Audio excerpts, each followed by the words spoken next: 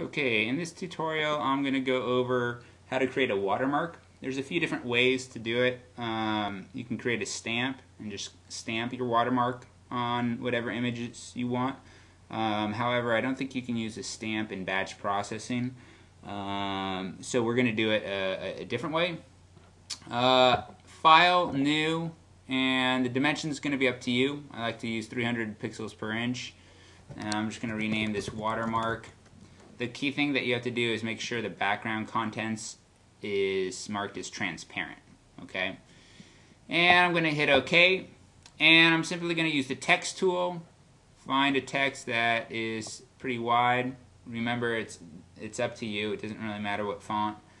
And I'm going to just put Tietzel, or yeah, let's do Johnson Photography. And once you do that, you can use the move tool and you can move it around. You can use the paintbrush if you want to do freehand design. You can use stamps as well. Completely up to you. And what you do after this is you can go to your layer palette, and if your layer palette is not up, you can go to Window Layers to get your layer palette up. And I'm going to just change the opacity. And this is personal preference, right? Maybe between 30 and 40%. And then what you're going to do is you're going to go to File. You're going to go to File. File, Save As, and this is another important step.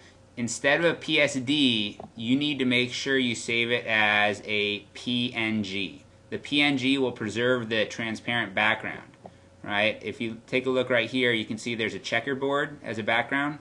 That means it's transparent. And if you save it as a JPEG, it's going to turn it to white. So you want to save it as a PNG, and you can save it wherever you want, and then hit Save.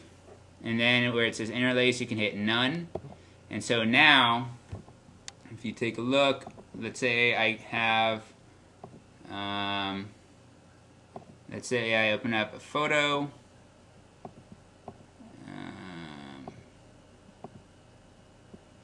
Let's say I wanted to do this for whatever reason. Then I can go to File, Open, and I can find my watermark. Open my watermark, and then simply use the move tool.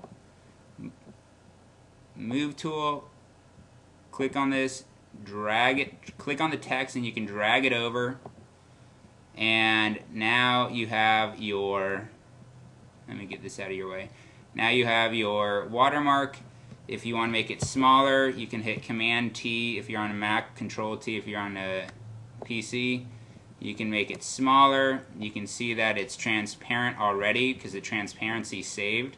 But if you want to make it even more transparent, you can go back to opacity and make it even more transparent as well. So that's up to you. All right, and then you probably want to rename this watermark as well. Okay, and place it wherever you want. Okay, and that is watermarking.